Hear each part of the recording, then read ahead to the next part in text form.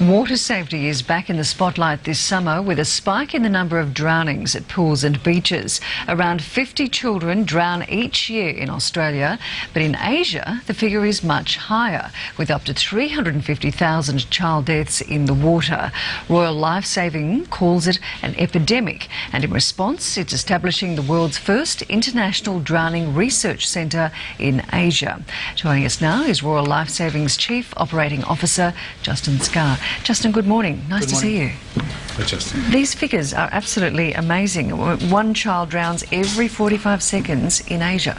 In Bangladesh, in fact, it's absolutely staggering. 17,000 children alone. It is an epidemic. It's a silent epidemic. And the reason for that is if a child drowns in rural Asia, they drown within minutes, they're buried within hours. The family mourns, but they very, very rarely make their way to a hospital, and therefore they don't get counted by international public health experts. So it's probably worth comparing the figures in Australia and what our death rate is like compared to there. Sure, we've been staggered. Last year we had 50 drownings of children under the age of 17, and rightly so. And this is a terrible thing, yes. And we should be working very, very hard on public education and awareness.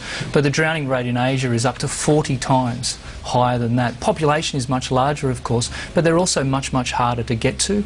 We lack the systems, we lack the school systems, and the authorities really don't know how to respond. And that's why the International Drowning Research Centre, with the support of the Australian Government through AusAid, is absolutely critical to make a difference. So obviously with the lack of facilities available, they're not teaching their kids to swim. They can't.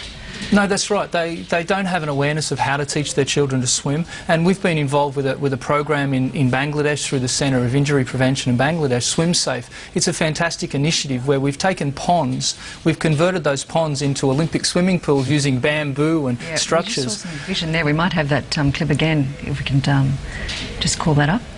Yeah, we've converted the village pond, if you like, into the local aquatic centre. We're training local adults, young adults predominantly, to teach their own children how to swim. It's a fantastic program, and it's also reached 45,000 children already. We haven't had a single death, and the research suggests that maybe we should have seen 40 or 50 of those children alone drown. That's a stunning result, isn't it? It's fantastic, yeah. and the Australian Government support, we've been working very, very hard in this area with our volunteer hours and our limited resources, but the Australian Government support through AusAid is going to allow us to further our research, but also take these important messages to other countries across the region, including Vietnam and Thailand. So why in particular is Australia involved?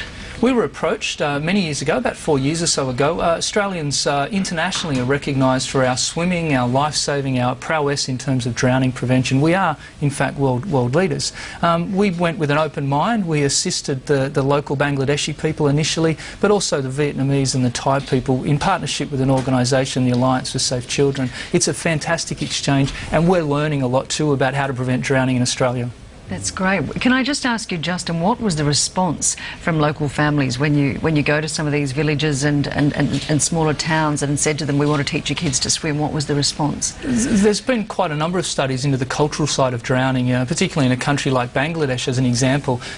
They took a fatalistic view. They thought it was inevitable their children were going to drown, and there was absolutely nothing they can do. So when we walk in with programs such as Learn to Swim, Rescue, Resuscitation, creches, which are a fantastic strategy, the villages are really opening up and embracing the strategies. It's a great example. So far it's been 3 main nations that you've been into. How much is that costing from AusAid, and where else could it go? Yeah, certainly the investment from AusAid is around about $800,000 over 3 years. It's a small amount of money, but symbolic. It's symbolic of Australians' commitment to Asia, helping our friends in Asia, and Royal Lifesaving will put that to great use. In 2011, in fact, we're hosting the World Conference on Drowning Prevention.